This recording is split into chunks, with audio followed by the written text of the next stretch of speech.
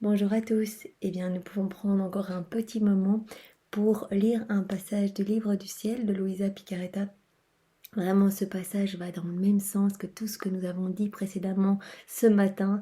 Jésus vraiment cherche un refuge dans nos âmes. Jésus a besoin de se reposer dans des âmes aimantes qui acceptent son amour, qui vraiment sont prêts à crucifier tout leur sens profondément humain, vraiment tout ce qui provient de notre volonté propre pour laisser toute la place à Dieu. Alors à ce moment-là, Jésus peut trouver ses délices, son paradis et son bonheur dans ces âmes-là. Et nous allons lire ce passage qui va vraiment dans ce sens.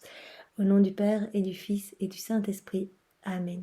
Jésus, je me plonge en toi, dans ta divine volonté, et je te demande vraiment de venir lire en moi ce passage du livre du ciel. Nous le savons, ce sont tes écrits. Tu l'as dit, c'est une partie de toi-même. Tu y tiens énormément, et chaque mot a été béni et peut opérer vraiment des miracles dans les cœurs.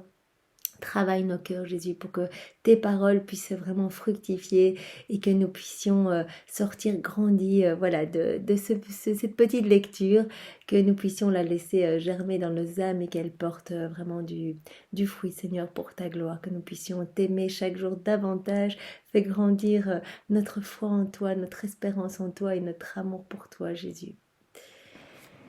Alors ce passage, c'est un passage du 28 juin 1912, donc nous continuons vraiment tous les jours avec ces petits passages. Donc poursuivant dans mon état habituel, Jésus béni vint brièvement et me dit, donc l'état habituel de Louisa est une espèce de coma où elle peut vraiment voir Jésus, elle peut aller se déplacer au ciel, parler avec Marie, avec les anges, avec des âmes du purgatoire, etc. Donc elle voit Jésus qui lui dit, ma fille, l'âme qui vit dans ma volonté est un ciel, mais un ciel sans soleil et sans étoiles, parce que je suis le soleil de ce ciel et que mes vertus en sont les étoiles.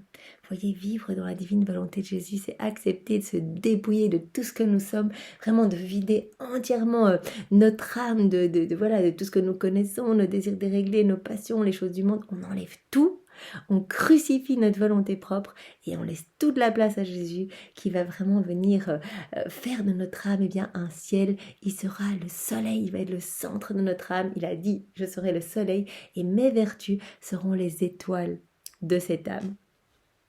Quiconque, comme il est beau ce ciel, quiconque le connaît en devient amoureux. J'en suis moi-même particulièrement amoureux, puisque j'en occupe le centre en tant que soleil et que je le remplis sans cesse de rayons lumineux nouveaux, d'un amour nouveau et de grâce nouvelle. Donc il travaille notre âme constamment par sa présence, il inonde notre âme, comme il le dit, et bien sans cesse de rayons lumineux, d'un amour nouveau et de grâce constamment nouvelles qui viennent vraiment nous remplir, nous irradier de la présence même de Dieu. Qu'il fait bon d'être dans ce ciel, quand son soleil y brille, c'est-à-dire quand je caresse l'âme, je la remplis de mes charismes. Il nous remplit de tout ce qu'il est, de ses vertus, de lui en fait. Touché par l'amour de cette âme, je m'effondre et me repose en elle. Émerveillé, tous les saints se rassemblent autour de moi. Il n'existe rien de plus beau sur la terre et dans le ciel pour moi et pour tous. Donc vraiment, quand une âme s'abandonne, qu'elle crucifie toutes les choses du monde, sa volonté propre, qu'elle dit, mais Jésus, moi je ne veux pas être tout ce qui vient du monde, arrache tout et prends la première place. Eh bien, Jésus crée quelque chose de tellement beau dans notre âme qu'il le dit, il n'existe rien de plus beau. Rien de plus beau, même les saints en sont émerveillés. Il dit que sur la terre et dans le ciel, il n'existe rien de plus beau. Et donc vraiment, ils viennent tous se réunir, tous les saints se demandent d'où provient cette lumière même de Dieu qui agit à travers l'humanité, d'une âme qui a accepté de laisser à Dieu, accepter que Dieu prenne toute la place, vraiment à travers ses gestes, ses pas, ses regards, ses paroles, etc. Qu'il est beau ce ciel, il est mon bonheur. Cette âme qui vit dans ma divine volonté est mon bonheur. Vous imaginez, être le bonheur de Jésus est mon bonheur. C'est mon repos. on l'a déjà vu vraiment dans toutes les révélations privées qu'on a pu lire dans la vraie vie en Dieu.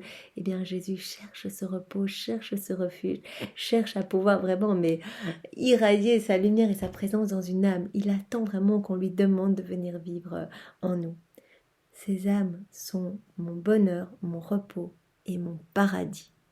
Nous sommes le paradis de Jésus si nous l'accueillons vraiment et que nous lui faisons confiance.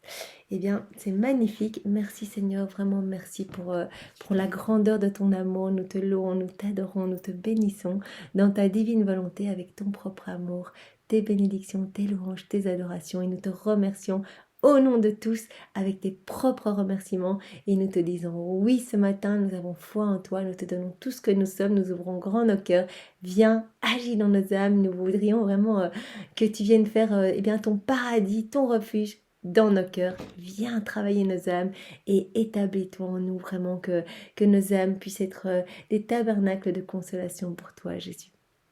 Au nom du Père et du Fils et du Saint-Esprit, Amen. Passez une belle journée. Soyez tous bénis. Au revoir.